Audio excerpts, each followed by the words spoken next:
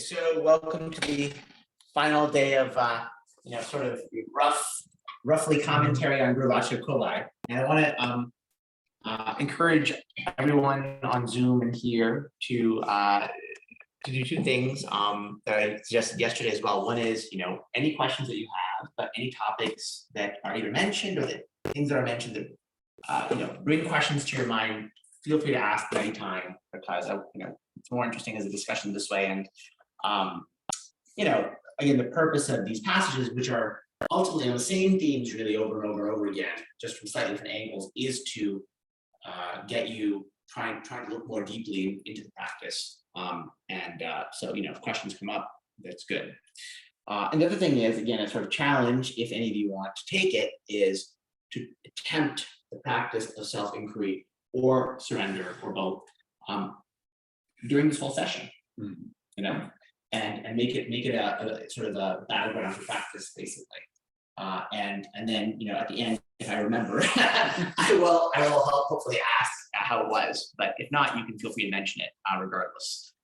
So that'll be interesting. So with that, let's get started. Yeah, if you don't mind, if you can just introduce a background. Because some of the people, they don't know, right? Oh, okay. Or somebody else, but if it comes from you, that is much better. Swami, want to tell 5 minutes, 2 minutes about Introduction. He only knows. Actually, if it comes from you, that's much better. I'm a spiritual teacher, teaches essentially kind of modern interpretation of Ramana Maharshi's teachings, and there's been influenced by Advaita Vedanta, generally speaking. What else should I say? Yeah, that's pretty much it. That's all that's relevant, really. I learned one thing. She was telling that you drew with Bodhananda, Swami Bodhananda in the car, right? Oh yeah. I mean, yeah, that's all. I mean, that's all kind of that's not necessarily I think super relevant to my background now. I mean, there's a lot I could say about how I came into spirituality and all that stuff. But yeah, absolutely. Swami Bodhananda was a very important figure in my learning about Vedanta in the first place. Yeah. So and then sort of I came to really rely on Ramana Maharshi's teachings as being the central pillar of the search. Okay, and for those of you who haven't heard any of the previous sessions, it doesn't really matter, because Vachaka Kovai is the sections are really independent of each other, so it doesn't really matter whether you've heard the past or not. Again, it's all part of a interconnected whole. So by grasping one part of it, ultimately you grasp all the parts of it. And again, if questions come up, which they should, it's kind of dialogical process. Understanding this is not something which is totally systematizable, because what we're talking about here is not it's not a systematic philosophy. It has a philosophy attached to it, but it is fundamentally trying to point you in a certain direction, i.e. Inward, basically. That's the point of it. Everything is about that, motivating you to do that, period. So, yesterday, a lot of the verses were talking about self-inquiry, and so I sort of picked, well, not all of them, but many of the verses today are going to be one way or the other talking about surrender. So I'm going to start with verse 470, which says, "Lord, who has fed you today, will ever do so well. Therefore, live carefree, placing all your burden at his feet, and having no thought of tomorrow or the future." So it's a very good definition of surrender, really, right there, very succinct. Because everyone, when doing inquiry or surrender, is immediately concerned with, well, am I going to do what's necessary to survive? Am I going to do what's necessary to keep, my loved ones where they should be, and all of that? And what Maharshi's saying is, God will take care of you. This is a very useful attitude for a serious seeker to have. The same thing is said in the Gita, where it says, someone who's dedicated to God, God will provide for them what is required, basically. Same thing is said in the Bible. Jesus says, just like God takes care of the birds and the flowers, much more so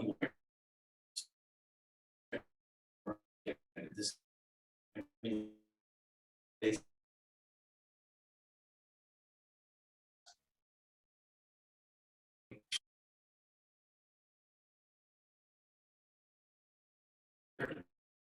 it's not gonna happen.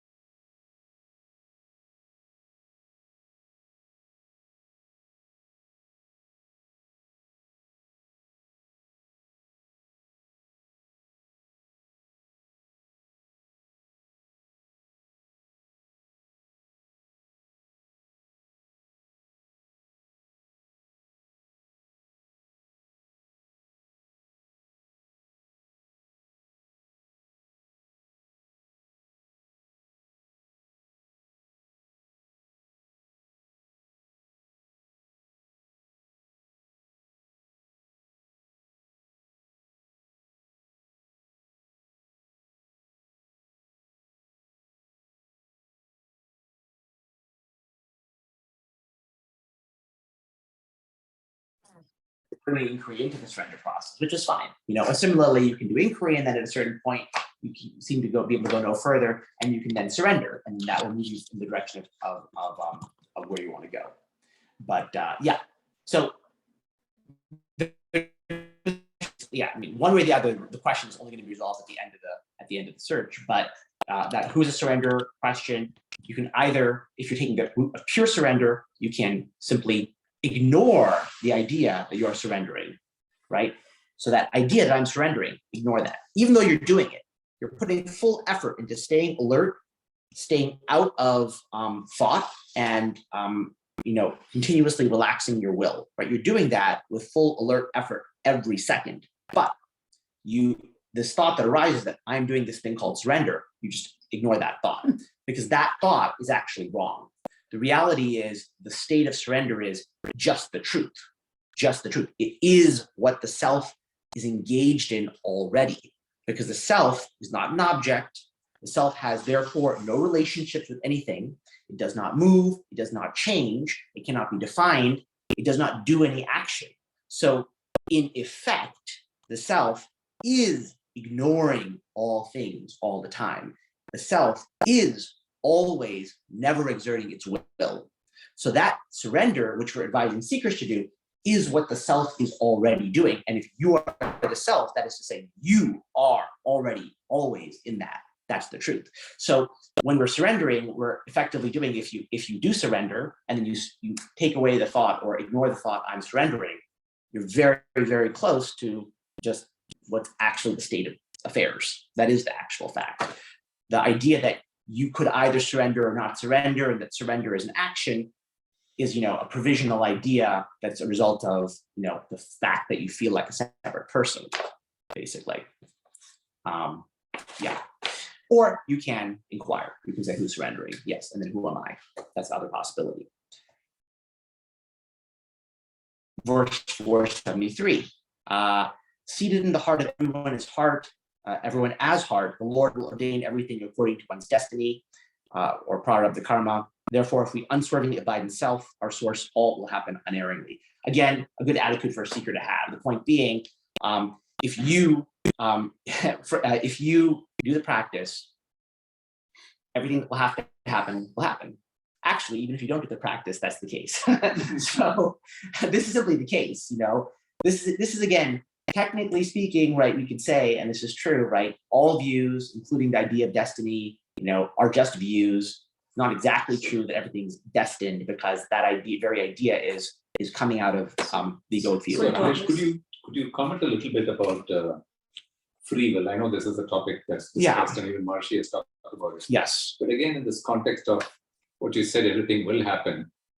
There is a place for even the I, not the I, but the I to sort of interject and act on a thought or an emotion freely, right? It won't necessarily, its action will not be triggered automatically by the thought. There's a choice. A choice to what, do or not do? Do or not do, or not to act on the thought at all. And isn't that part of what the Bhagavad Gita also points to in the yoga of action, is to be able to direct yourself to higher action. And so that it will automatically happen, is that how true is that versus I can influence what happens? So yeah, I mean, there's different ways of looking at the issue, right? So it depends on, again, what we mean by free will. If we view free will, as some people do, as, how do I put it? Reordering your life so that, your actions are in alignment with your values, yes, right? Yes. That we could argue is a so-called free will. But the question is whether you're able to do that in the first place.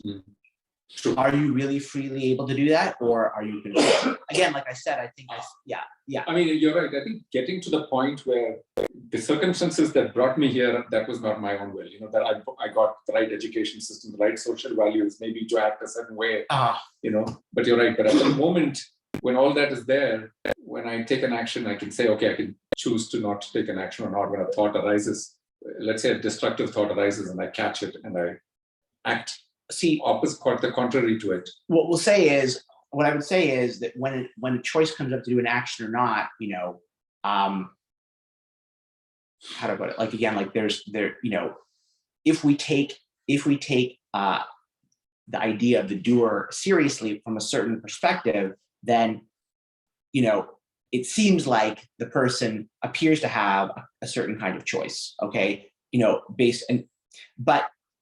so at a certain level, from a certain perspective, provisionally, we could say, we want to align reason, we want to align our actions with reason. Do we have a choice to act on reason, or to be influenced by other factors that are unreasonable in some sense, or whatever?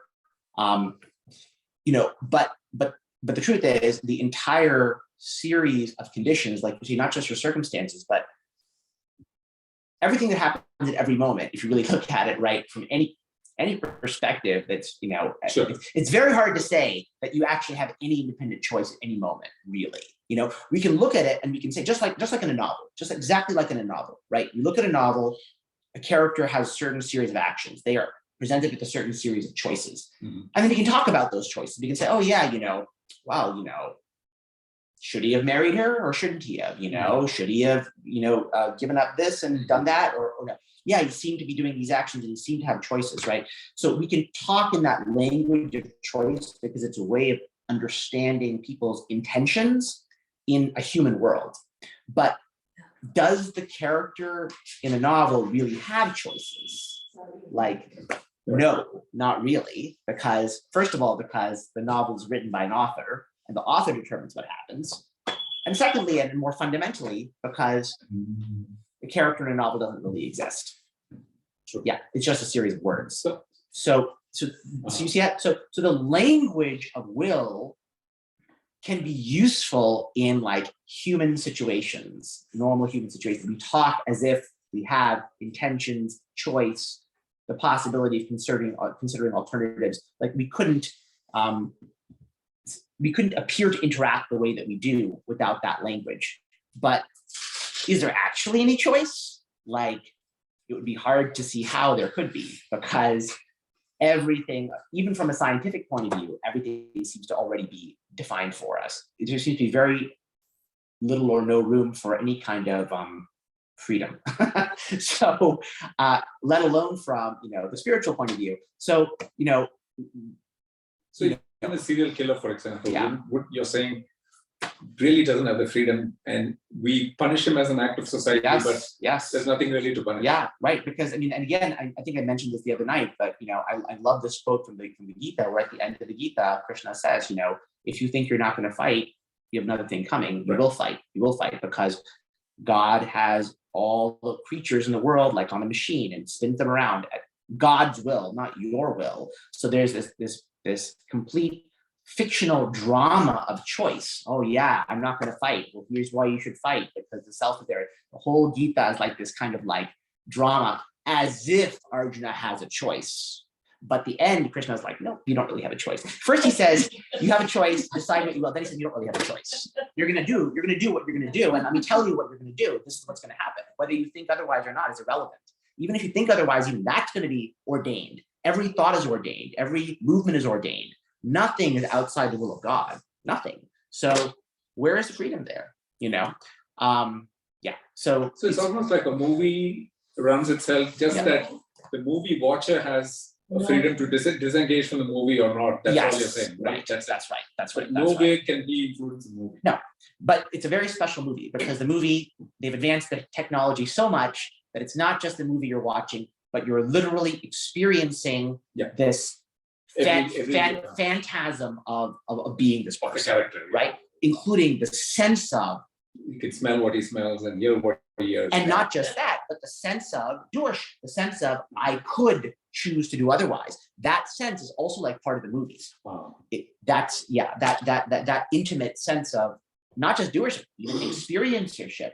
That's even deeper. That's the deepest one, right?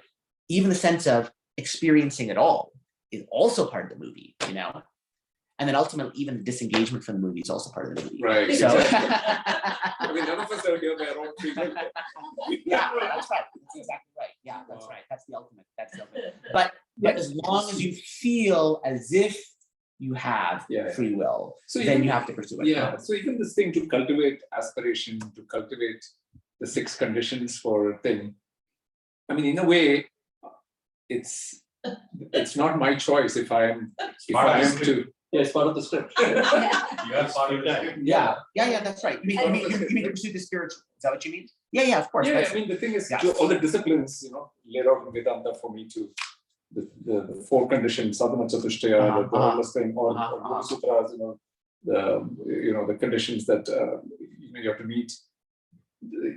All those qualities that I would possess.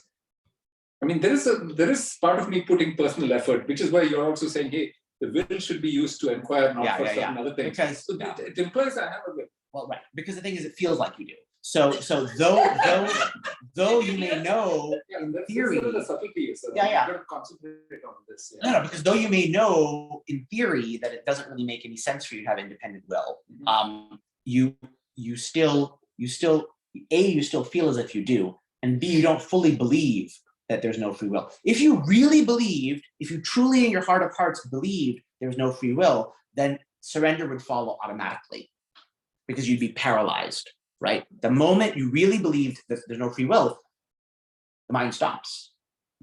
So you don't really believe it. You only partly believe it. So because you only partly believe it, you have to experience the truth of what's being referred to for yourself, which means the solution is direct the so-called will that you seem to have towards this end, and then you'll see for yourself. Which you're right, in the end, it's all part of the script. But so long as you need to see that for yourself, and you don't fully believe it's all part of the script. So therefore, don't take anyone's word for it. Go see.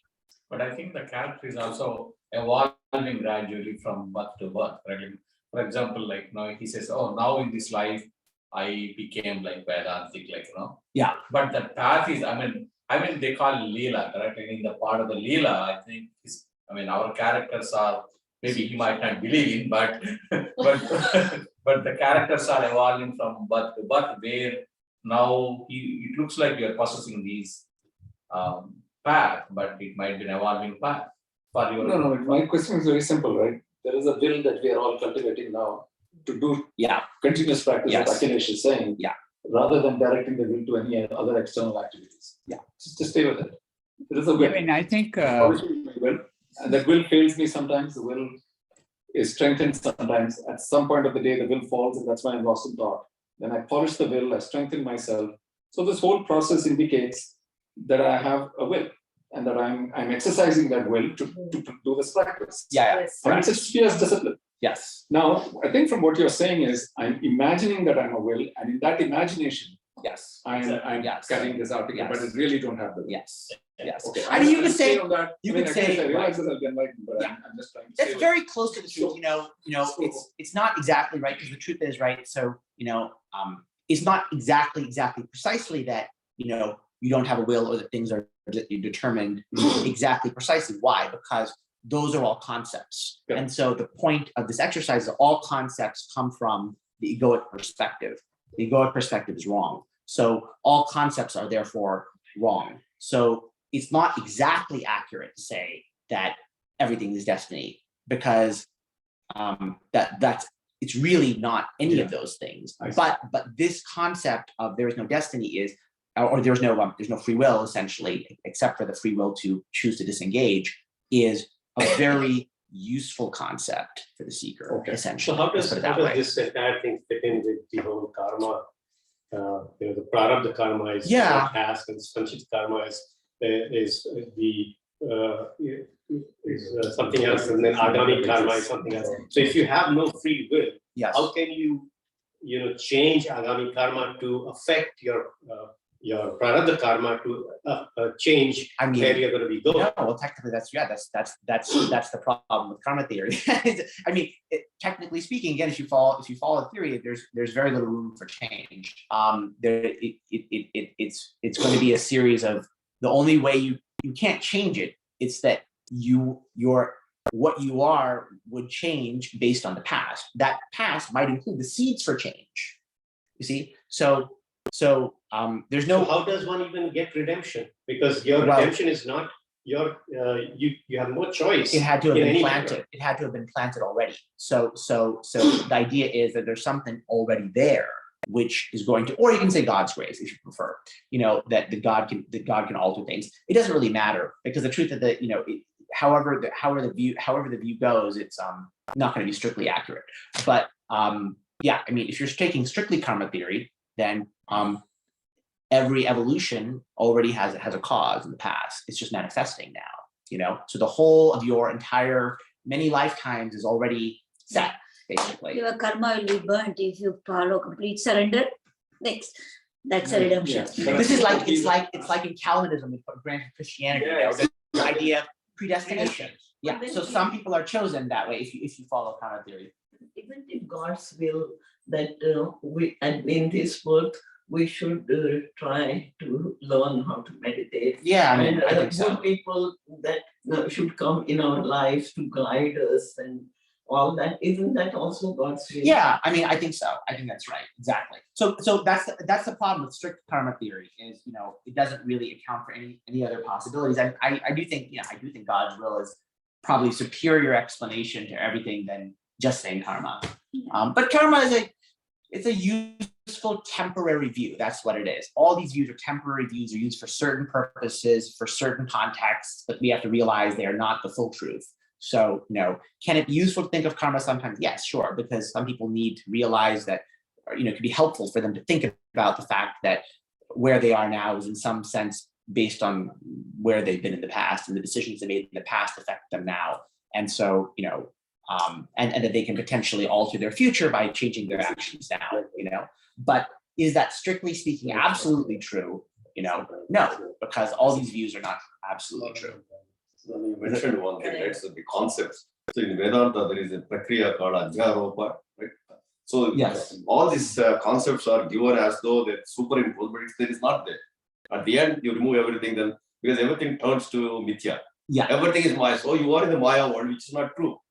Yeah, everything is superimposition, right? Yes. Including the idea of superimposition. That is the Adhyarop. So you impose on this one so that to go through all these concepts. At the end, you say, hey, it's all illusion. Yeah, right. That's right. Exactly right. Yeah. Can I ask Sure. I totally agree with you, but still I have a question to play a devil's advocate, because there's one thought in the scientific community, especially this year, the Nobel Prize for Physics was given on the spooky action at a distance. Mhm. What it says is they have convincingly determined that the universe is uncertain. There's uncertainty. It is not just a big complicated machine Mhm. that we cannot keep track of even with the best supercomputer. That we Mhm, cannot keep. mhm, mhm. So it's the former, namely it is truly intrinsically it is there is uncertainty in it. So in other words, it appears to slightly be different from this thought that says it's all we are just like a spectator in the movie and we're participating in this multimedia movie. It's already Ordained. God's will. Well, okay, so I'm not an expert on quantum physics, and really, it's not really just quantum physics that's involved in that. It's like the philosophical interpretations of quantum physics, which are like debated between different people. There's, for example, there are people, I think, I could be wrong, feel free to correct me, but so you're saying, yeah, there's uncertainty built into the universe. That is, I believe, one interpretation of the data, but it's not the only interpretation. I think there's other interpretations which try to keep determinism in play. And even if you have uncertainty built in the universe, then the question is, okay, well, what resolves that uncertainty, right? Okay, if there's dice rolling going on at a fundamental level, still something must be determining which roll of the die comes up, right? We may not be able to understand in what physics may say is there may be something fundamentally unknowable to humans about how that is resolved, right? There may be some information which is built into the universe as a limitation of human knowledge that we can actually penetrate into how the deepest uncertainty is resolved. That may be possible. I hear you and I agree with you. But so when we talk to a physicist, so they will claim that you can actually determine which one of these two hypotheses is true, and they actually measured it, and there are ways You're in which you talking can. about two different things here. One is the quantum uncertainty. The other that you are talking about is quantum entanglement. Entanglement. Yeah, so entanglement is like non-local behavior, where if you have two electrons that are entangled, okay, so that's why it was not Tritonian.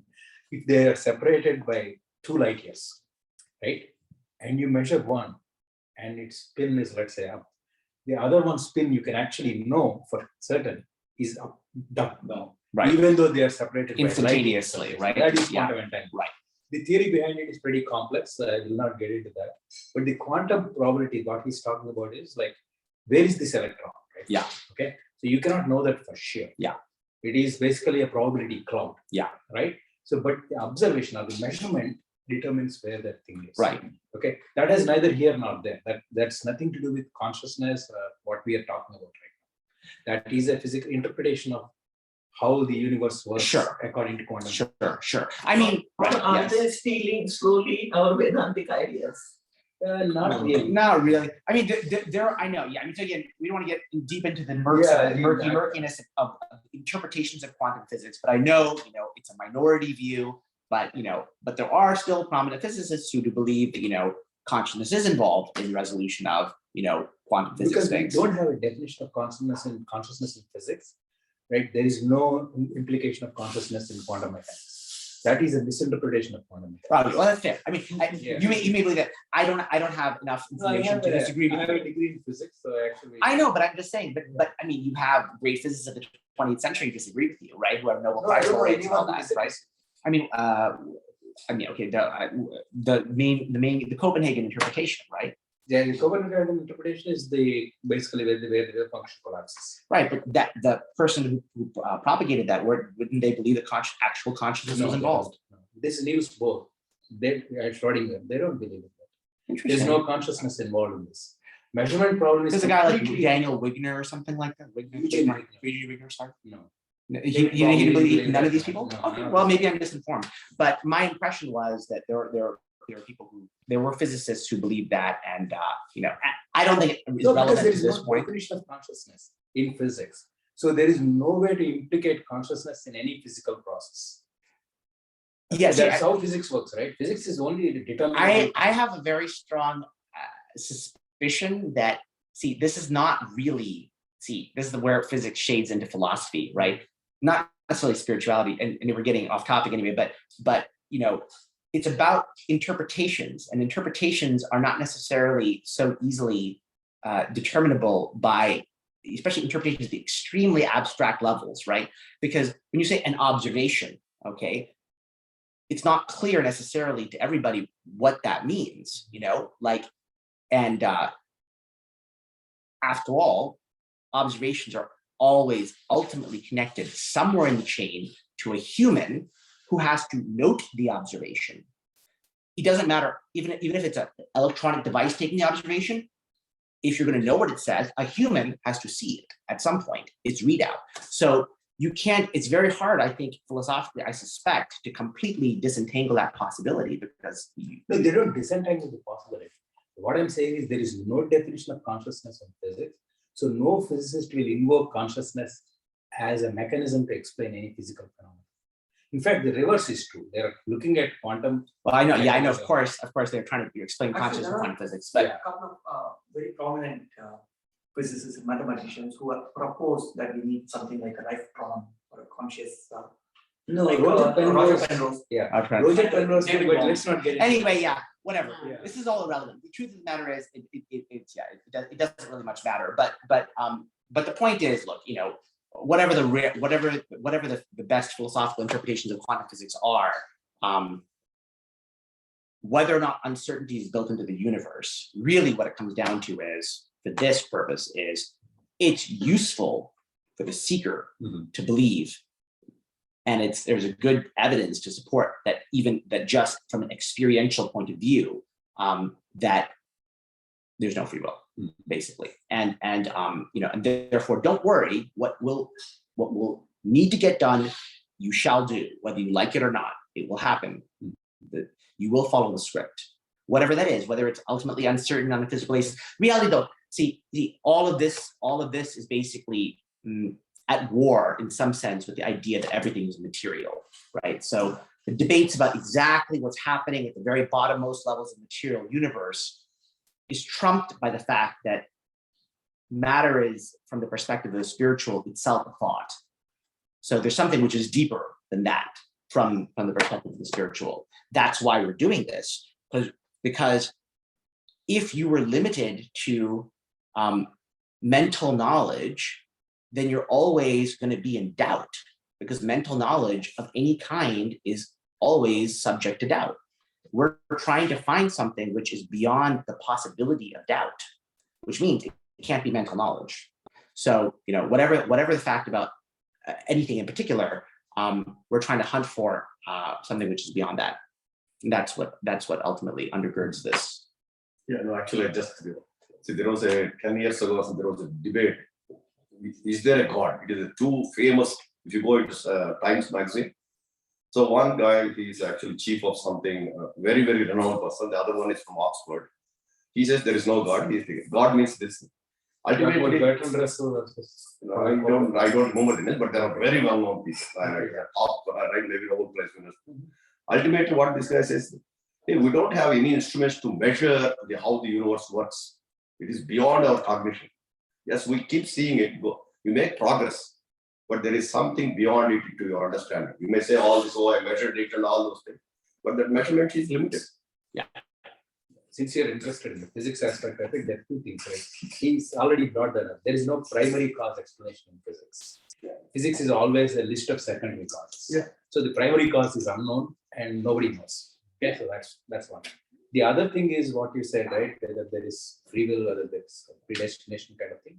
In special theory of relativity, there is this notion that whatever is happening now in your frame of reference has already happened in another frame of reference.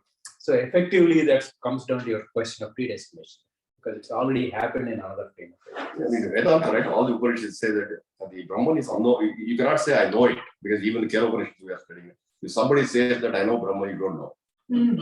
Right now, that's what they say about quantum physics. That is what That is what if you know quantum physics. yeah, you in know Kera it. Upanishads, that's what it is. They say that if you know that, if somebody claims that I know Brahman, you don't know. This is true, and it's a very important point. So let's move this back out of quantum physics, because that's another much more complicated discussion, and back to the spiritual. So let's go to verse 476, the attainment of actionlessness. So this is relevant anyway to free will and predestination. Whether or not one is performing actions, if the delusion of individuality, the ego, which is that sense of I am the doer of actions, is completely annihilated, that is the attainment of actionlessness, right? So people think, this is of course the Gita confronts us head on, right? That actionlessness is not doing actions, whatever that means. The truth is, there is no such thing as not doing actions. As long as you're embodied in a physical form, you shall be doing actions. And Maharishi says, sitting like a rock in one place, that's an action. Mhm. That's not an action. But the point is, it's not whether the physical body is performing actions or not. It's whether there is in those actions the presence of this subtle structure of identification with the doer of those actions. If that is present, then that's action. If not, it's not action for the purposes of spiritual progress. Verse 482, not giving the least room in one's heart, which is having a great love towards attending towards So self. just the identification is an action. Identification means that what you're doing is Yeah, action, not right? really- If you're not identifying an action happens, then It's actionless. it's actionless. That's It's irrelevant. It's not relevant to you, basically. Yeah. So 442, not giving the least room in one's heart, which is having a great love towards attending towards self, the true form of God, to any thought raised by vasanas is the right way of offering oneself to the Lord. So basically, any thought raised by vasanas, any thought raised by tendencies, not giving the least room in one's heart to it, basically, which means not attending to it, right? What's any thought raised by vasanas? It's really like any thought at all, because all thoughts are raised by tendencies within us. Otherwise, you wouldn't attend to something. So anything at all that we're experiencing, don't give attention to it. That means don't dwell on it. When you withdraw your attention from that, and in that process, remember yourself, right? That is the true devotion to God. That's what he's saying. I believe the sense objects focusing externally can also generate thoughts, right? The vasanas are when you shut down the senses and the internal thing, but the external events can also generate thoughts. But when you look, right, it's not like everything is attended to, right? There are subtle vasanas that are conditioning what you're attending to and how. Yeah. So you can view everything as coming through your tendencies. You're saying vasanas are always at play. Yeah, always at play. Always at play. Everything you give attention to is a result of that. A question. So earlier you mentioned spontaneous action. Yes, Spontaneous thought, like yes. when you talk about plan. So how is that different from a thought that comes from vasana? Yeah. So I mean, in a way, you're right. Everything is all spontaneous in a deep sense, but when subjectively, when the mind goes outward into something and forgets itself, so to say, that's egoic. When the mind is not forgetting itself and something is just subjectively just happening, it doesn't feel like I'm doing it and it doesn't feel like I'm focused on it, then that's It's a spontaneous. effortless thing. Yes, if it happens, what feels like, I say, involuntarily, spontaneously, and effortlessly, then it's not a problem. Then you can say you can argue even that's from the vasanas, and that's true, but it's not a problem. Yeah, because that's going to be that's not reinforcing the attachments. It's weakening the attachments. Yeah, but you're right. Yeah, even that's vasana. I mean, anything in as much as someone like Maharishi is a person, which he would dispute, right? But in as much as someone views him as a person, anything that Maharishi does is also caused by his remnant vasanas. What else, right? He had a certain karma, quote unquote. If we're going to view him that way, which is ultimately not the truth, but if we want to view him from a relative and imperfect perspective as a body, then there are tendencies are manifesting, tendency to want to be in that place, to live that lifestyle, which not everybody would have.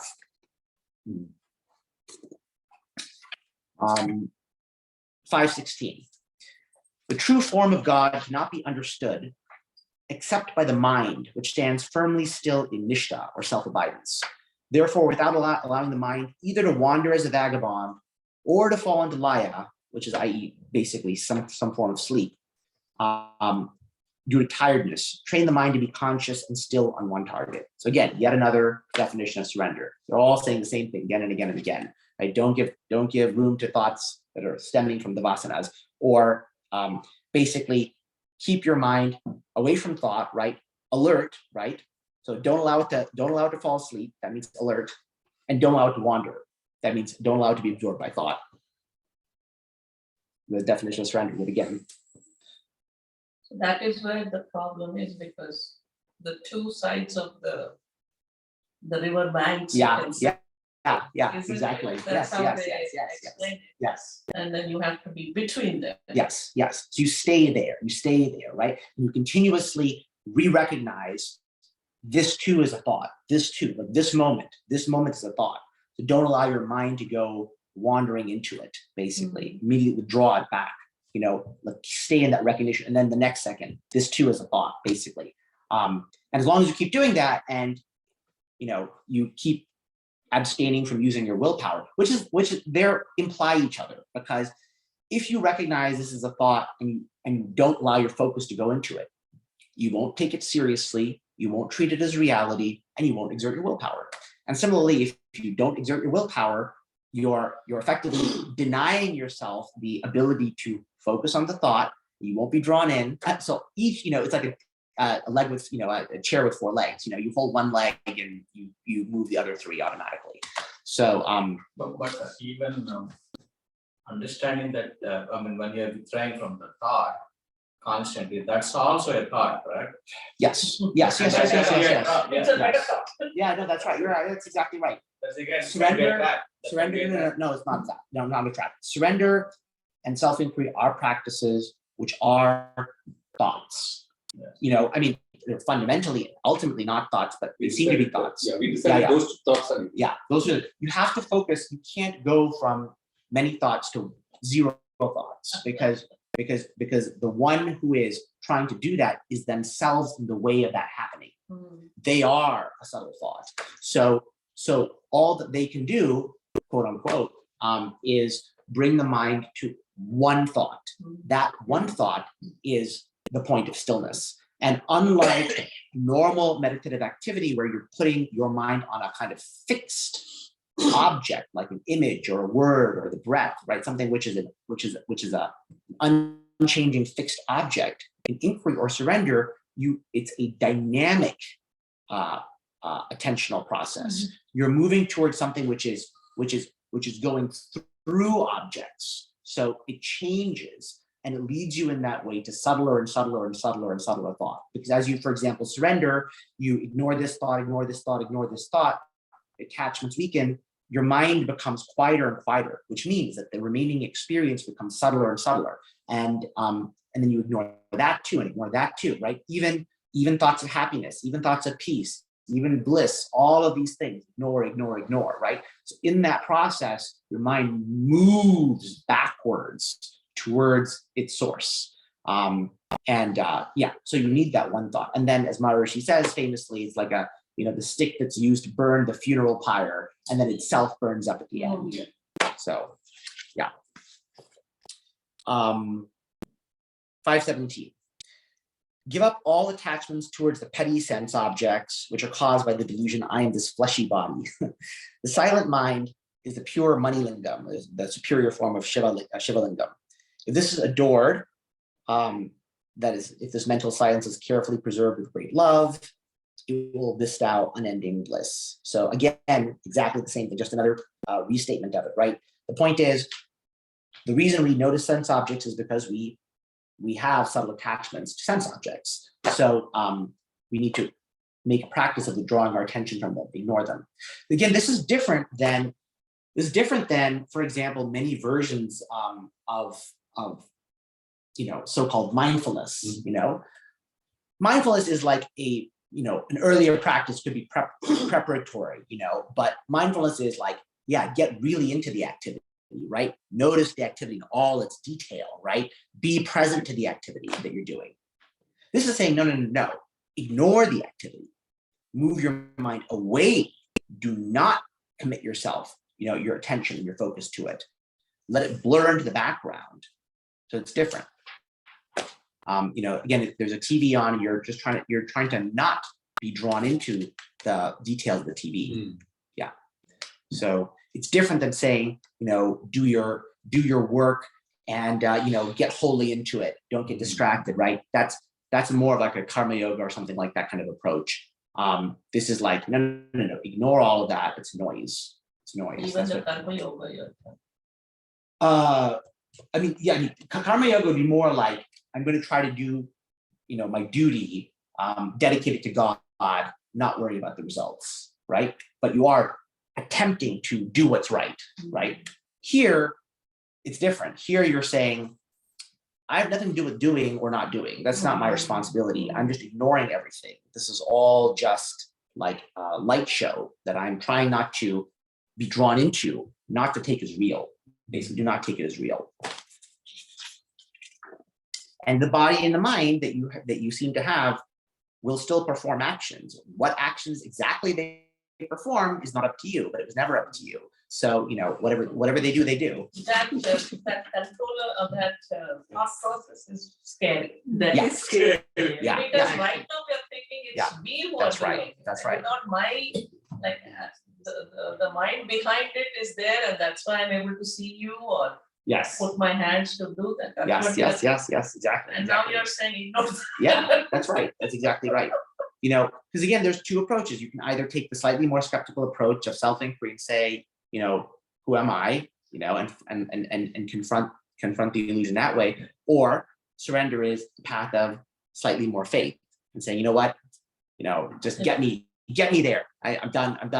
Just get me out of this. Yeah. So Akilesh, even when I'm doing the who am I actually putting the current thing into blur. yes, blur mode. yes, exactly. Like I'm Precisely. listening to you and blurring you out, and because I'm busy hunting Great. where I am. Yes, exactly.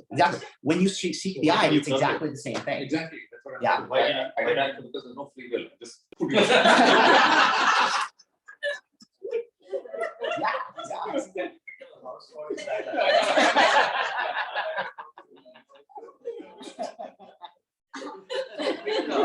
Selective muting. Question.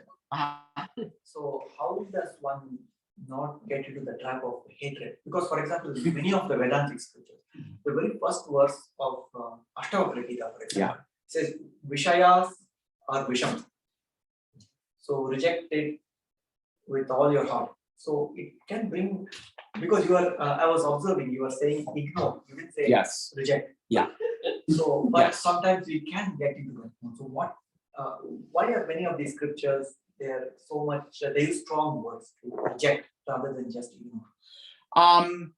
Yeah, because it's their version of motivation.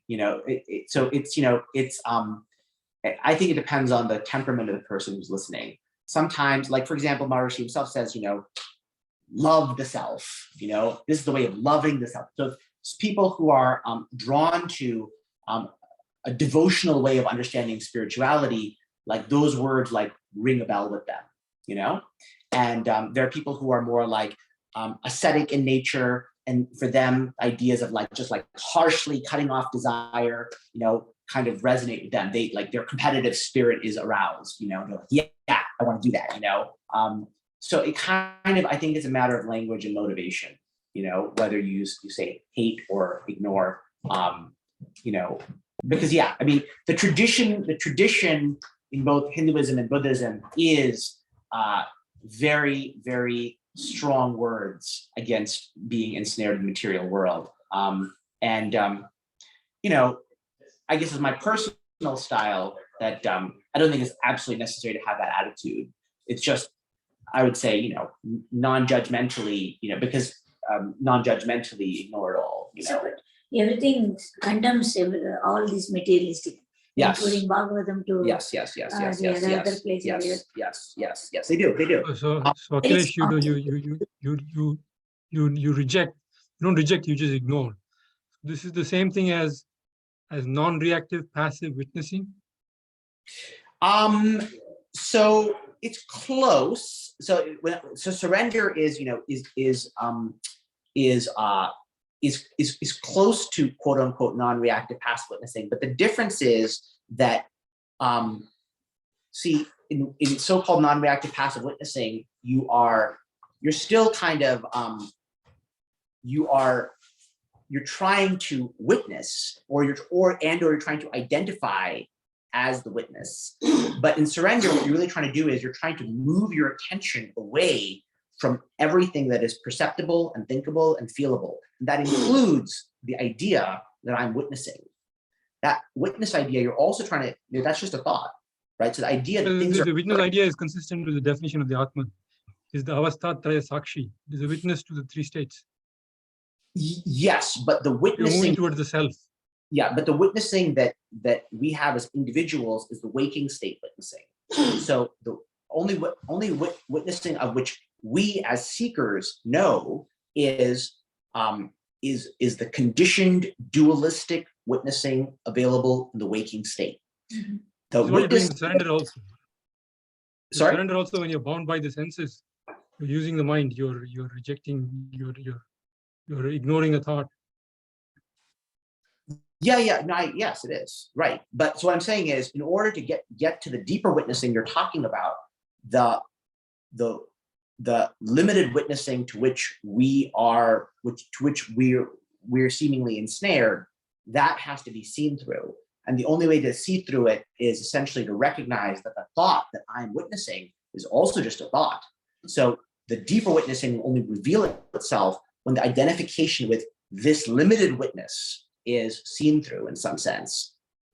You have to first achieve the ability to witness as a dualistic.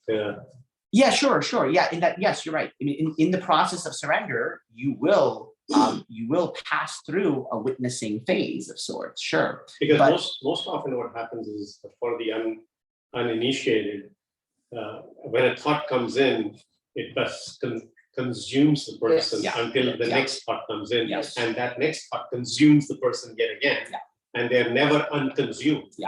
So in order to make progress, you have to first be able to witness that consumption. Yes. And then only will you realize that even witnessing is an action. Yes. Yeah. Yes, you're right. Absolutely. You have to have some space to even realize that a thought's happening. So you're 100% right. Like you said, even the surrender is a thought, and the surrendering, you need to also at some point eventually get away from the thought that you're surrendering. Yeah, so that thought of surrender will itself, like I said earlier, you can try to ignore it, but in the end it'll self-destruct. So that will come only with the grace then. That comes with the grace. Yeah, the same thing with the witnessing also. The fact that you're witnessing, With the witness surrender. that will recede as well.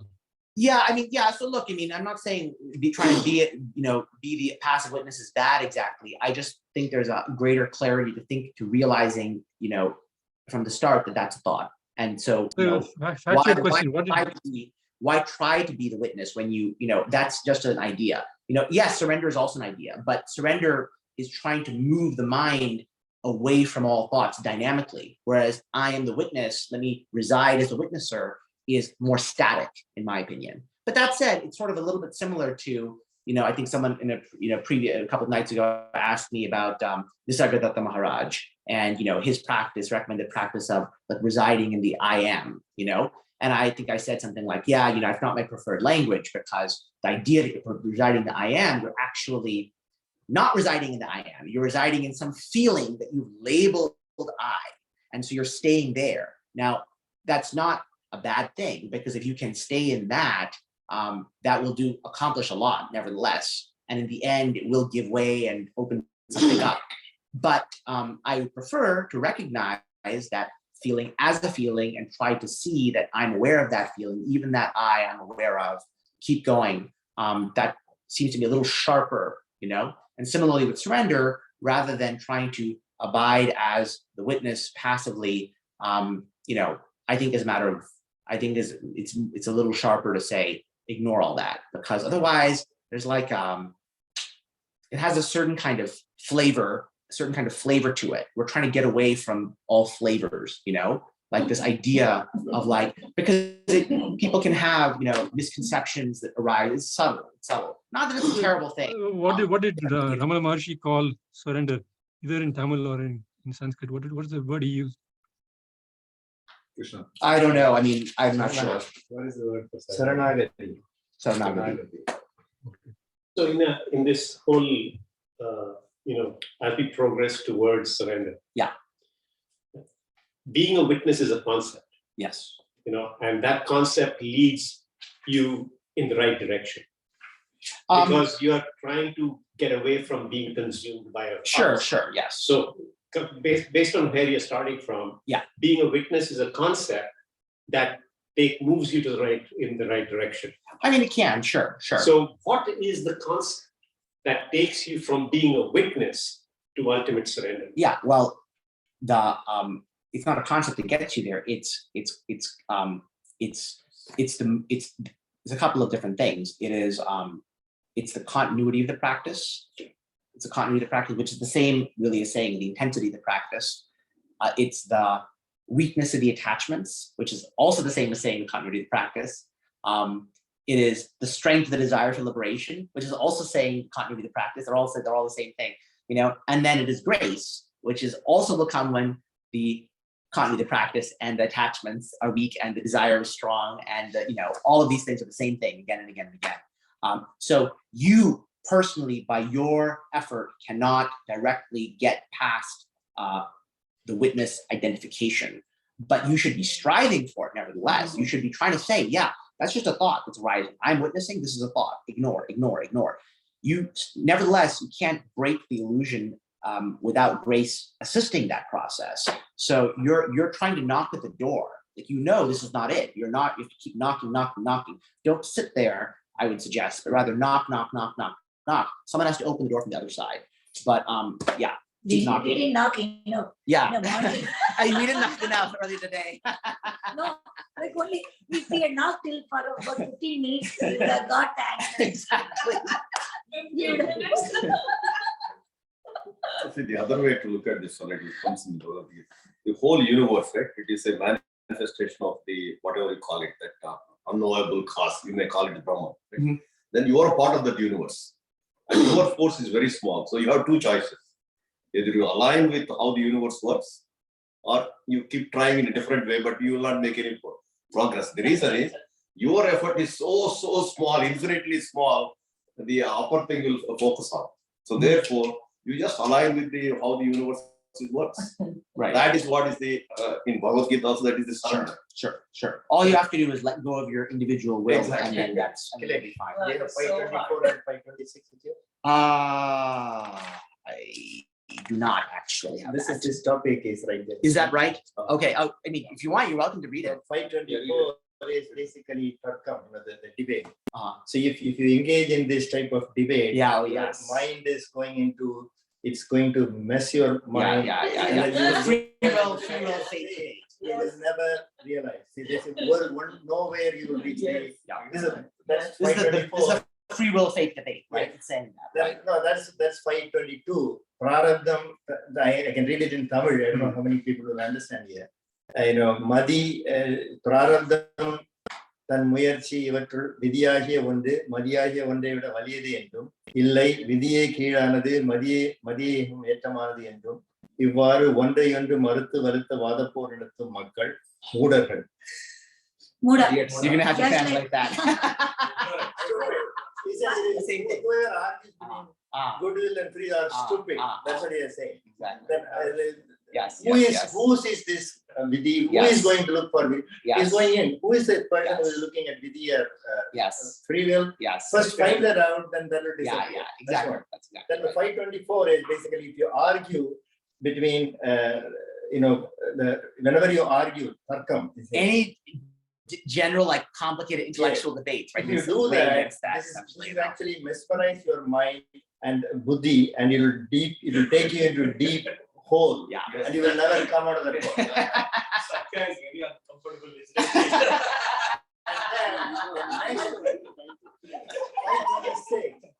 526 is சப்தஜாலங்களுக்குள் தர்க்க சாமர்த்தியங்களுக்கும் உன் புத்தியை அடிமையாக்காதே. சுத்த சத்துவ மனத்தால் உண்முகப்பட்டு கற்பனை அறிவு நீங்கி உணர்ந்து உண்மை விளக்கம் அடைவாய். So don't spend your mind on this fancy debates and don't show your intelligence in that. way, then that is stupidity again. Yeah.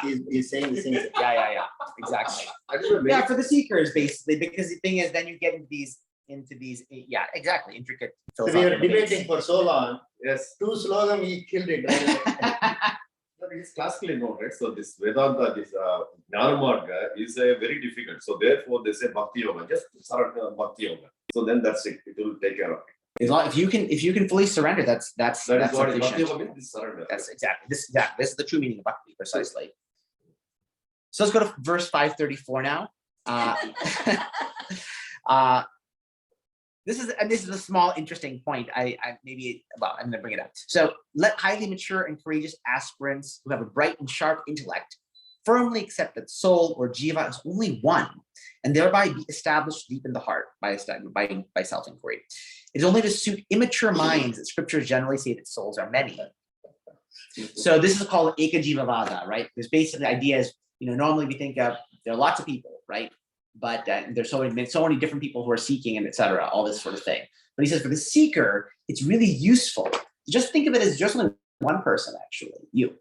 There's nobody else. Just like you're dreaming a dream, all the dream characters are just you. There's nobody else. They're figments of your imagination. So, that helps orient the mind, because all the concerns about other people are like cut if you can believe that, basically, like whatever in the dream is going to happen in the dream. That's whatever controls the dream controls that, right? You're the only soul at play. The Buddha says the same thing. He says, there's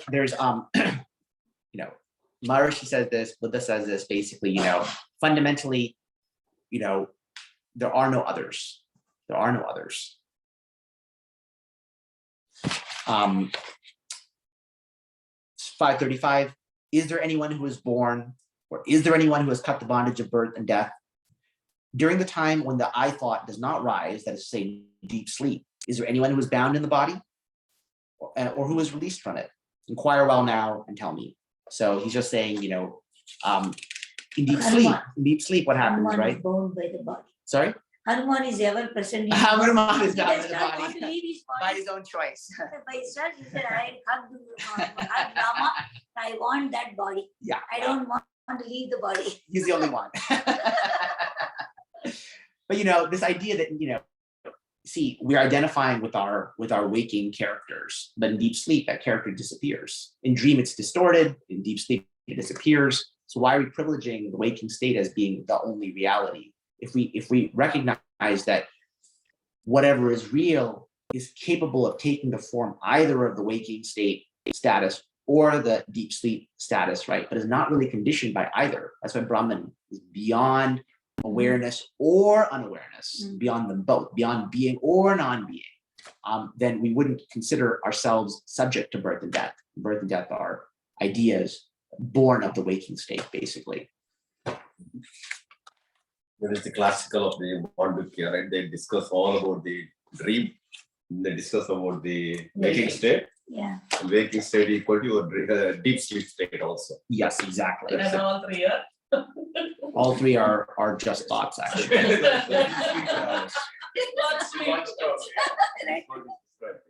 So 544 says, to know through the real clarity in that state where immense bliss and the non-dual self-existence are shining as one, that no such duality as knowing and not knowing has ever existed at all, is the true knowledge.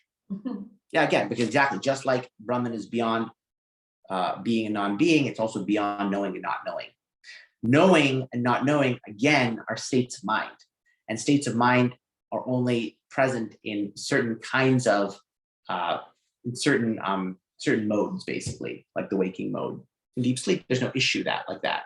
So what we're hunting for in this search is something which is beyond knowing and not knowing.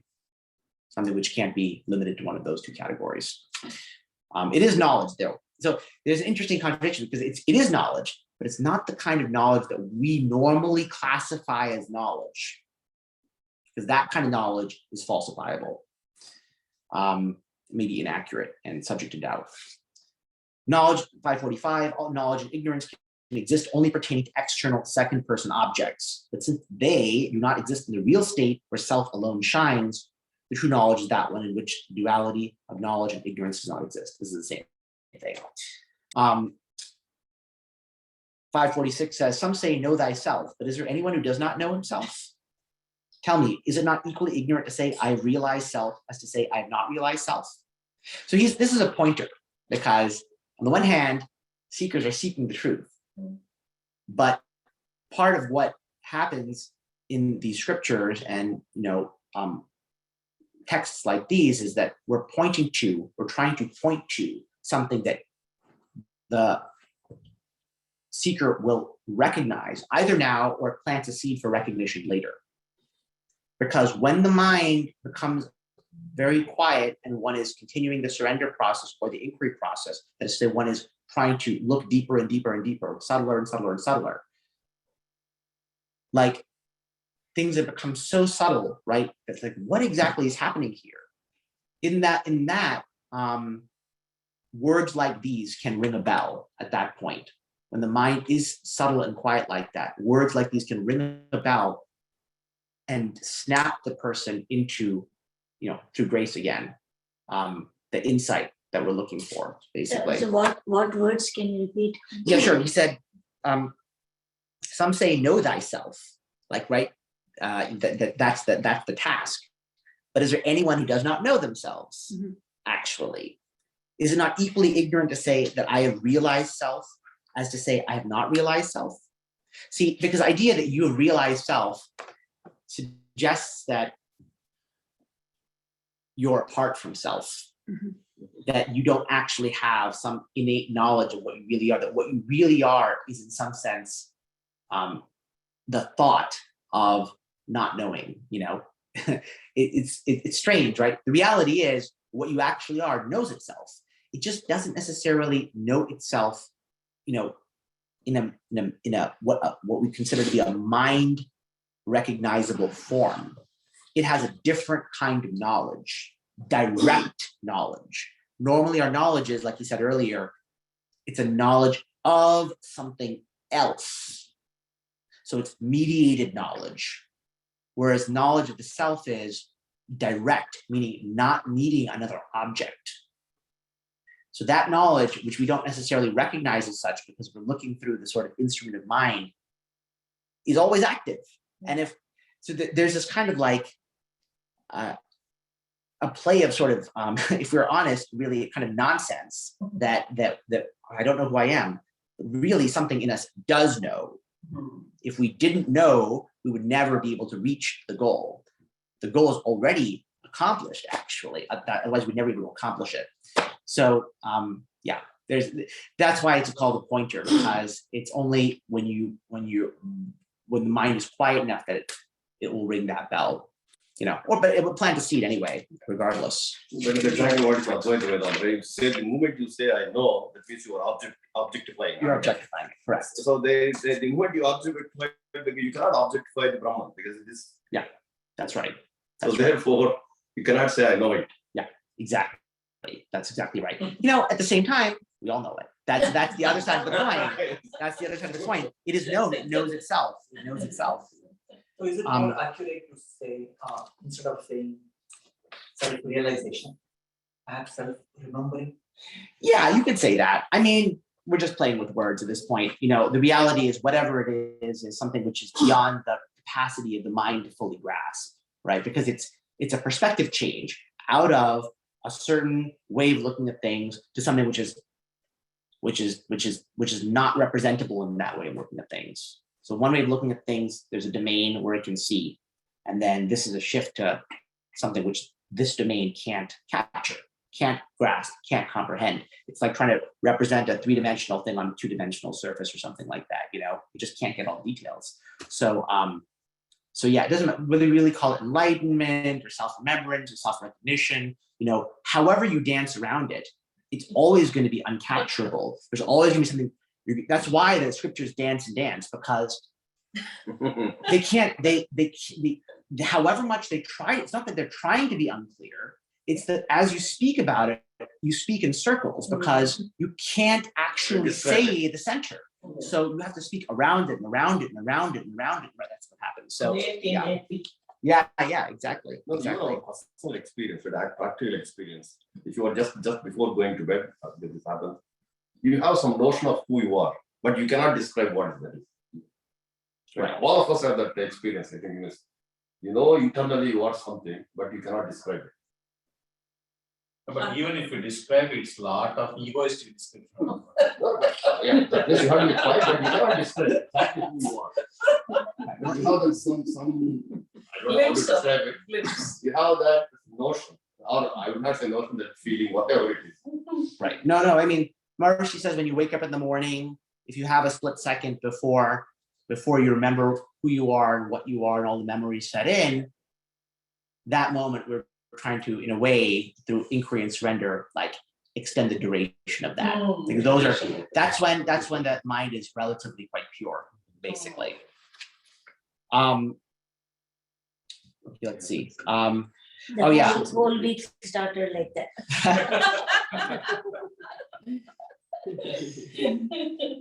Verse 585, a foolish dog, I like this, versus like the metaphor here. A foolish dog crunchingly munching a dry bone with its teeth, making its mouth bleed with wounds and enjoying its own blood, praises nothing will be as tasty as this bone. This is like, what this is saying is trying to seek happiness in the world from various pleasures, even if they're higher pleasures, by the way, right? So sattvic pleasures, like music and literature and art, these are all higher pleasures, but even those pleasures essentially have embedded in them this pain, so that we think we're enjoying them, but we're actually enjoying a kind of suffering, essentially, So Michelin always to give this example. It's like the people who like to eat very hot food. Right. Tears are coming out of their eyes. Right. Panchadashi, right? There is a verse, exactly the same verse. The dog chewing the. That's probably where it comes from, actually. Exactly. This is Panchadashi Vijarana Swami. He just exactly same. In fact, I have a slide. Our SRK Swami Ramakrishna, and he just put a very funny slide, dog eating it, and he said, "Hey, you are enjoying yourself. It is not coming from outside." Yeah, exactly. I think, I don't know, I think I need to be careful in interpreting. Yeah. It's not that they're enjoying the suffering. I think the metaphor is saying that what we're enjoying is coming from within. Yes, there is no outside enjoyment. It's not that we're Yeah. I mean, I think both are kind of true in a sense, because see, what it is the enjoyment of pleasure is necessarily the enjoyment of contrast. You see, it was painful, now it's pleasurable. It's only because there was pain, i.e., because there was unsatisfied desire, which is like a kind of latent pain of some kind, that you're able to experience pleasure at the change. So in a way, it is a suffering that you're enjoying, because pleasure is always in that form. Pleasure is in the form which is inherently linked with alteration, contrast. Maharshi uses this example somewhere else of it's a very, very hot day and there's a very cool shady tree, right? He says most people in life are running out into the hot sun and they're running back into the shade, right? And they're like, oh, it's nice. And they run back into the hot sun again. And they're enjoying that process of up and down, up and down, up and down. So inherently they are, you could argue that all pleasure is in a way like masochistic. There is an enjoyment of suffering embedded in pleasure, because pleasure is of the nature of like excitement, and excitement is up and down, versus staying in the shady tree. If you stay in the shady tree, you don't get the pleasure of having come in from the hot sun anymore, because you're just in the shade, right? So it's different in a way. That is why you cannot describe pleasure without having a reference, right? The reference is the hot sun. Yeah. So therefore, if you don't have a reference, you cannot describe pleasure. Yeah. And it can be suffering too. It can be suffering. That goes both ways. Yeah. Yes. So both for ways. the highest bliss, we need a contrast for. Yeah. At the highest bliss also. Samadhi all the time. Well, one cannot be in samadhi all the time. So, there's a great Buddhist example of this. The idea is that, they have, there's one of many conceptions, I'm sure, in Buddhism, but one conception of their heavens is that at every level of heaven, there's levels of heaven. Each level of heaven, the mind gets quieter and quieter. Okay, and the mind gets quieter, and time and duration expand, and each the bliss experience is increased, right, as a result of this. So at each level of heaven, it's like 10 times more bliss, right? And the highest heaven is heaven of form, beyond form and formlessness in this conception. So there the mind is extremely quiet, right? Almost no thought ever. And each, time feels like it's eons and eons and eons, right, long. But even that heaven has pauses and blips. It's not eternal. It's not eternal. It's very close in a way, but it's not. So even that is considered strictly inferior to the bliss of self-realization, because that self-realization is the true eternal. It's eternal. So nothing less than that. There is no samadhi long enough to ever compete with the actual truth, basically. So that eternal bliss that you just mentioned. Yeah. It doesn't need a contrast, is that right? Yes, it doesn't have a contrast. It runs through everything. So that's exactly the idea. Isn't that after you are no longer have a physical body? Well, it's not exactly that you no longer have a physical body. Did you ever have a physical body? Are you in a physical body now? That's the question. See, it's a correction of a misconception. So we don't stay in the same frame of reference. The frame of reference we're in right now is incorrect, which is I seem to have a physical body. I seem to be seeking right now. I want the truth. All of that is in the wrong frame of reference. And I'm sitting here, I'm listening to it. Yeah, because you have no choice, because you want out of the frame of reference. So there's a seeming path out of the frame of reference to the other frame of reference. But when you get to the other frame of reference, you're going to see the first frame of reference and the entire narrative that was told about the whole seeking process is wrong. Jivan Mukti. Even matter is illusion, right? This is all one of the physics Nobel Prize, right? I have that because I teach the 10th grade quote. This all this matter, everything is illusion. So therefore, if you are matter, of course you are body, so it is illusion. It is direct inference. Yes, I'm watching. I know. I don't want to say anyone. Yeah. But we'll go back to him. Right? Yeah. No, that's a separate debate. So we'll leave that aside. Yeah. Exactly. No, Verse- firstly, One basic question. Again, it's like, what is the pot of gold at the end of this rainbow? If you do all this practice and everything, what do you finally attain? Well, Which you are you talking about? yeah, that's exactly the right question. That's exactly the right question. Yeah. I mean, but look, you can say that for the seeker, there is what's close enough to the truth would be an end to suffering, basically, an end to suffering and satisfaction of the desire for ultimate truth. Like, really, what is all this? What is this? Right? That question. So that's the pot of gold at the end of the rainbow. Yeah. No, practicality wise, right? So if you see this one, any action if you do you have internal conflict or not? So what is the degree of internal conflict? That you can decide only whatever internal conflict yourself, nobody else. If you have least internal conflict. oh yeah, there is a question. Oh, what's the question? When Bhagavan is shedding his physical body, people around him felt deeply sad to see him go. Bhagavan said, "Where will I go? Right. I am here." Right, exactly. Yes, exactly. See, he's saying he's not identifying with the body is exactly the point. Exactly. So that's what he's trying to convey with that. Some people even asked him, where will I see you? He said, I am always inside you. Yeah. I'm going to conclude with these two. I think these two last verses, because we're running nearly out of time. So 617 and 618, I think are going to be relevant to a lot of seekers. Says 617 says the many afflictions which occur with severity, like thunderbolts in the life of great devotees, are only to establish their pure mind more and more firmly, and not to shake them down from it. So they are excellent. These sort of seeming disasters which befall us in life in various ways are opportunities for profound spiritual growth. That's basically what he's saying. They are given by God to help us relieve ourselves of different attachments and plunge ourselves into the practice. So is the converse, so in the event that you don't have such, dramatic events in life, Yeah. does that mean that you stagnate in your quest? No, not necessarily. No, not necessarily. You may simply not require that to progress, but you can assume that if those things do occur, you don't need to necessarily seek out drama. That's not necessary. If you don't have those things occurring, it may mean that a more gradual path is perfectly fine for your growth. No, but I kind of appreciate that, when there is some, and it's not that we are seeking drama, but, life just hands it to you.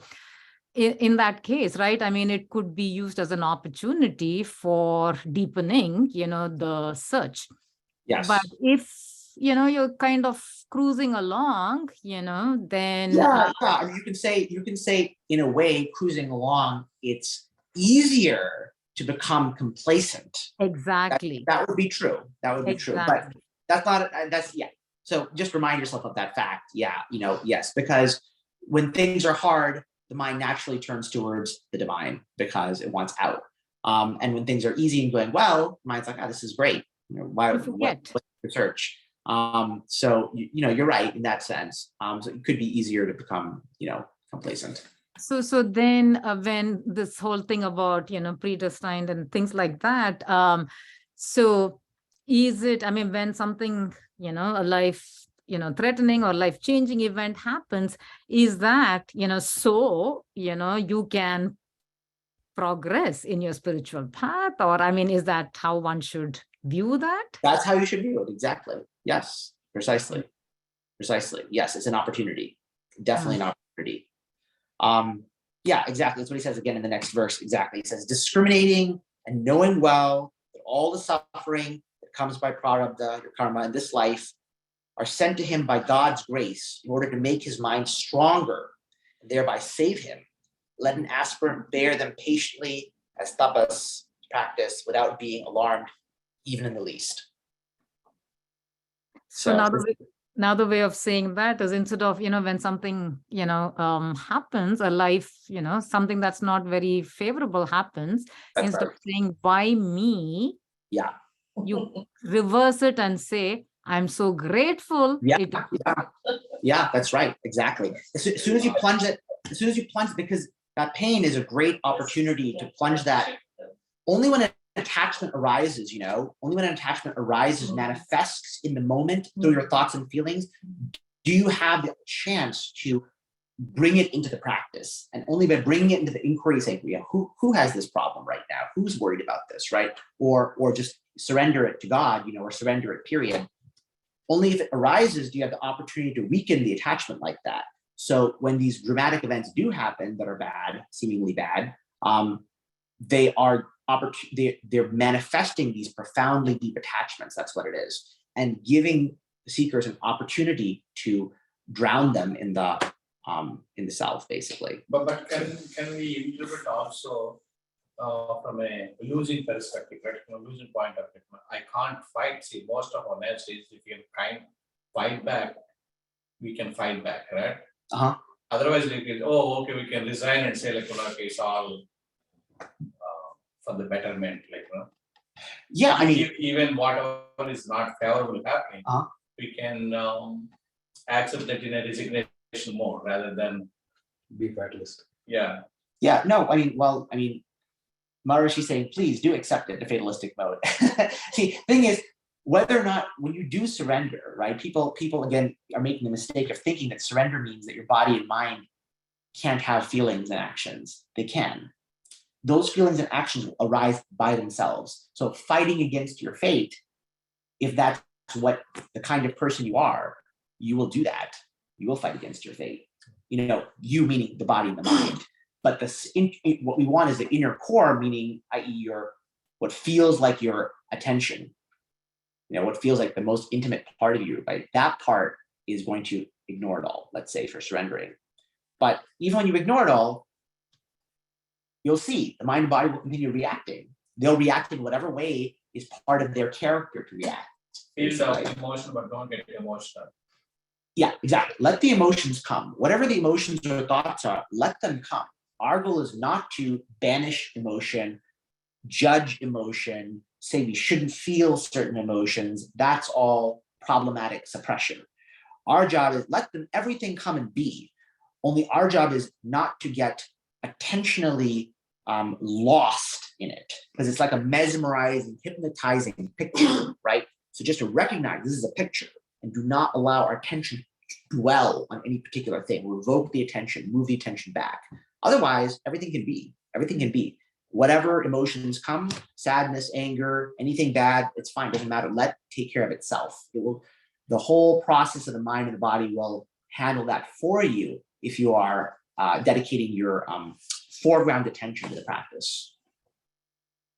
That is the shift of our practice. Yeah. Because we are now going with the thought process.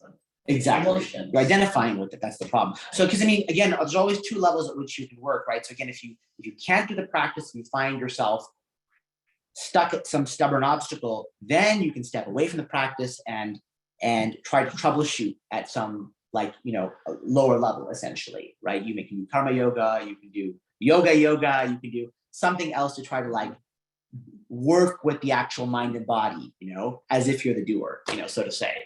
But if you can simply stick to either inquiry or surrender purely, that's the best of all. Then everything else will be taken care of for you. Everything. So yeah. Any questions? Or anyone? How is your or anyone else's experience of trying to practice during this? Anyone on Zoom, by the way? I try to do that, but I was since the attention is coming back again and again. Then I had to do that back again. I forced myself back into the I thought. Good. And it didn't work too well though. That's okay. That's okay. You're trying. That's how it is. It's a process. It's Even lot your of- temple. lot of practice. It doesn't come easily. Especially because of this topic. Right. I am more attracted. Right. When you're talking about the mind goes there. Yes. Than going inside. Yes. Exactly. Yeah. Because spirituality itself, for seekers, spiritual topics, spiritual discussion, it's like it's a balance, because it's useful up to a point, and then it becomes a problematic attachment that has to be itself dropped. Yeah, because thinking about it can be more enjoyable, it can be more easier than just doing the practice. Exactly. Yeah, let me read another book about it rather than actually just doing the practice. Yeah. That becomes a trap. And Yeah, exactly. Listener. Exactly. That's right. Because when we have to practice, we have to take responsibility. Yeah. We don't want to do that. Yeah, exactly. Who is That's it? right. Yeah, yeah, right. Perfect question. Perfect question. Who's that thought? Anyone on Zoom have any questions or comments or anything like that? no, the practice. Uh-huh. The practice, I'm still finding it, on a relative easier thing when I step away and sit still. During activity, I'm not. It's really hard. I'm not able to sustain it one bit. So That's completely understandable. So all I can say is try it more and more where you can, and try slowly inserting it in activities you care less about, that are less important to you. Taking a walk, for example, right? You're saying sitting still is easier. Maybe try doing it while you're taking a walk. That'll be the next thing, right? And then you can you advance it bit by bit like that. And then the other thing I'll say is, if you can't do the practice during your actual activities, then the next best thing is do karma yoga. So where you can do the practice, Where you can't do the practice, washing, exactly. Those kinds of mechanical activities, easier to do the practice. But do karma yoga where you can't. So where you're doing your work, That is actually you're explaining, but that's what our mind is doing. Wherever 20% of my actions I'm able to follow this, but I think rest of the time it's going into karma yoga. No, Giving up at some point. No, that's okay. See, the point is we're trying to maintain some kind of continuity, right? So this may be the best kind of continuity, but if you can step down and still have some kind of continuity, right? You know, you're doing karma yoga, which is easier, right? Because you're not challenging the doership directly, but you're still keeping your mind somehow engaged in this process of the divine, you know. So even thinking of God, anything, right? Anything is better than nothing. So step down to wherever you are comfortable, right? What you can do what you can, you know, during those occasions when you can do it. And when you can't do it, step down to whatever you can do. And the goal is try to maintain some kind of continuity at all times. Yeah, no break. Yeah. That's a good There is there's a comment on the Zoom call. So Sorry, my comment is that, go ahead. I'll address this question, then I'll come to you. Yeah. Okay. So my comment is that, you know, people who had a near-death experience, they say that they have boundless love after that experience. So would it be fair to say they had a moment in the absolute peace during their NDE? During NDE, like near-death experience. So you're saying that people who have near-death experiences claim boundless love. So you're wondering if they have had a moment of after the experience, after they come back. They come back. They have. They change. They are a changed person after that completely. I mean, it's possible. I don't know. I mean, it's possible that you know that NDE is connected with some kind of liberation for some of them. You know, some kind of or a glimpse. You know, may have given them a glimpse of something. You know, and that glimpse transforms them. You know. Sure. Okay. So, what was your question? Sure.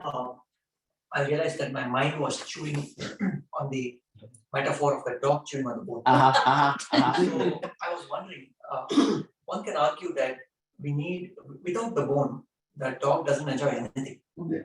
So perhaps we do need some other aid to, we need a catalyst that invokes something from within us. So you mean to do the practice? To invoke the experience of bliss from within. Unless there is something that evokes from within. Oh, well, but that's already built into the practice. You see, the practice will give you effectively pleasure. Why? Because you already do have a baseline of pain. You have a baseline of pain from which you are deviating to the practice into the pleasure of bliss. That's what brings the practice forward. You know, and that's why eventually you have to even give that bliss up, because that bliss is just another thought. And if you remain trapped there, you'll remain trapped in that kind of bliss. Like you were just asking yourself, what about long samadhis? Even the mind is quiet, that's still a kind of pleasure. It's a very refined pleasure, but it's a pleasure. Yeah, because basically the ego itself is itself a baseline of, you might say, pain, because it's that limitation feeling. It's the doership feeling, the efforting feeling. Like I'm like, I have to do things, you know? I'm trapped here. I'm trapped in this little body. You know, I have all these limitations, right? That's a baseline of pain from which, you know, our samadhi experiences through the practice give us some relief for a moment. But still only moments of pleasure. There's pleasure there. It's like GD in the washing. So we can shift our baseline to like a different. It will shift our attachments, basically, right? So we'll go from being attached to the outside things to this more refined pleasure of practice. And the practice will eat itself up, you know, in the end. All this reminds me of a poem by There is Richard one Feynman. more. Okay. One more message. Oh, When the my mind quietens down and one is awake, is that similar to deep sleep? When the mind quiets and you're awake, is that similar to deep sleep? So, you know, there is some similarity in that, you know, a quiet mind is, you know, deep sleep. A quiet mind is peaceful, and deep sleep is also peaceful. But there is a difference, because in the waking state, there is, you know, at least there seems to be the ego, essentially, meaning that there is a sense of awareness of your own existence. Now, the truth is, Maharishi says, in verses I didn't really cover, that the waking state is just a thought. The truth is that the bliss of deep sleep is actually there all the time. it's hidden by our delusive belief that we are the experiencing person, basically. But actually that same bliss, which everyone seeks in deep sleep, because you go to sleep, you don't have any more problems. You're all no effort and everything's just, perfectly happy, basically, actually continues currently, but it's hidden. So when the mind is quiet, it's not quite that exactly yet, because you're still identifying. There's still subtle identification with the one who has a quiet mind. Whereas the real quietness is actually not dependent on whether the mind is quiet or not. See, the mind is just a mirror. So the mirror, if the mirror is quiet, if the mind is quiet, it means the mirror is shiny and reflective. If the mind is agitated, it means the mirror is grimy and doesn't reflect very well. But the person who the mirror is reflecting is the same regardless of the mirror's status. So the person who it's reflecting, which is the self is always an eternal, the bliss of deep sleep. The bliss of deep sleep without necessarily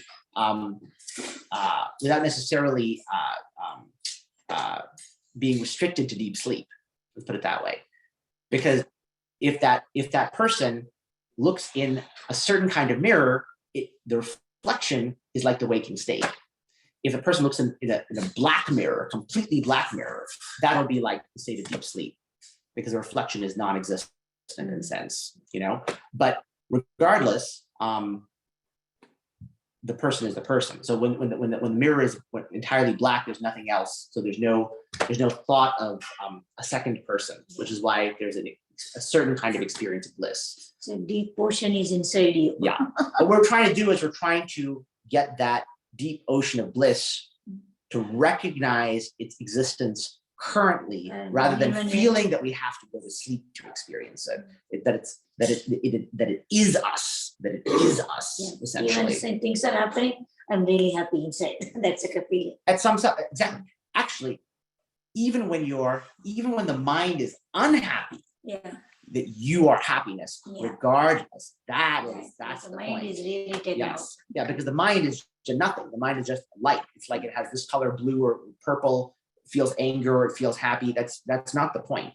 That the recognition that I am not the mind, and there is bliss regardless, running through whatever variation of the mind is happening, is what we're trying to get that in as a profound insight that sears itself into us, so that it can't be forgotten. That reminds me that one of the quotes from Vivekananda, he says, we'll conclude, by the way. Thank you all for coming, and tomorrow there's a workshop from 3 to 6 at Yoga Bharati. Landi Plaza, Concourse Drive, there, Yoga Bharati Center, 3 to 6. Just one last question of clarification. So when you surrender, you ignore the thought. You do not reject the thought and claim it is not me. You don't distance yourself from it. There is no action of neti. It is just You don't need to do that. You can just ignore it. It's withdrawing your attention is the point, really. Because it's not about saying you don't you can say it if you want. It helps you. These verbal things can help you initially. So if you want to say it's not me, you can say it. You can say it in your mind. It's not a problem to say it. But basically, fundamentally, what you're trying to do is not get your attention enmeshed in anything particular. Yeah. So there was one question Das had asked. One gets upset or angry if one is woken up from deep sleep. Is that because one is in union with the self at that moment? Possibly. You could do it that way, maybe.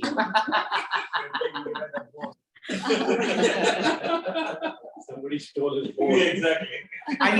I mean, I'm not sure it would suffice as a complete explanation, because then you'd be angry every time you woke up, right?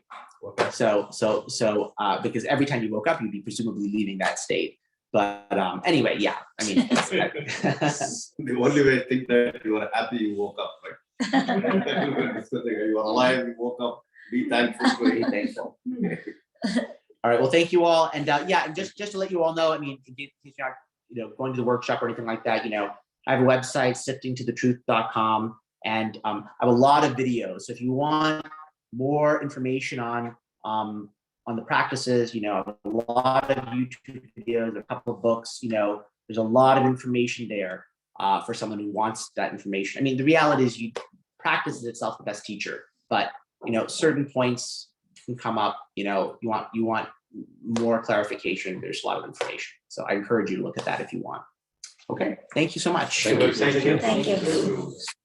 Sifting through the. Sift, yeah, it's longer than it should be. Sifting, SIFTING, to the truth.com.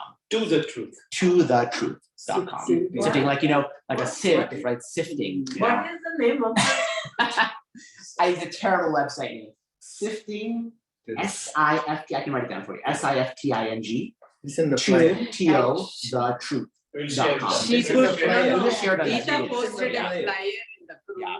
Every information about his books, everything is Oh, there. okay. Actually, that's very Yeah, important. He has a book actually. which you should Two probably books, get. yeah. Yeah. I think he already read them. Yeah, you're at least one of them, I know. How to find what is in last. Yes. And then my less cleverly named spiritual dialogue with Akilesh. What is that about? That's just a whole bunch of questions. So a lot of questions people ask me, and I put answers to it. So they cover a lot of the practice questions that people have. So we should. They I come think up. that's Right, useful. right. That will be useful. When we Yeah. start. Yeah, it's practicing useful. It's that. useful. It It's is a useful. guide for the who am I. Yeah, I mean, among other things, and surrender. People have all kinds of questions about it. So Only that we shouldn't have asked all these questions if you read the book. So, yeah, that's okay. so we'll see you all in Lundi, Lundi Plaza. You got it. No, what is tomorrow? So tomorrow will be like this 3 hours. The first hour, because I guess some people at Yoga Bharati want this, it'll be kind of another little introduction to the spiritual search as a whole. And we might do some surrender and self-inquiry practice for that first hour. And then I think definitely what I'm going to do. And then the next 2 hours will be just going over a chapter or two from the Ribu Gita, which is an extraordinary text that Maharshi really enjoyed. And it's called the Ribu Gita. Ribu Gita. Yeah. It's a very, very beautiful, exposition of non-duality. Similar to Ashtavakra Gita. I don't know. It's much longer. It's much, much longer. Yeah, it's kind of like, Ribu. Ribu Gita? And who is the writer of Ribu Gita? is it Ribu? Or maybe Shiva. Shiva may have given it to Ribu or something. Shiva may have dictated it to Ribu or something like that. Ribu's a sage, I think. Yeah, I think so. So. But please come for. Yeah, it's on his website actually, the list of the books. Oh, it's true. I have a reading list too. So I have my own books that's on the website. I also have a recommended reading list of other books that I really like. This book is one. This is one of that- those. that list. Yeah, exactly. Yeah, and the flyer says the topic tomorrow. For tomorrow. Yeah. All right. Thank you all. Thank you. Thank you. Krishna made some studies. I really like that. Very light.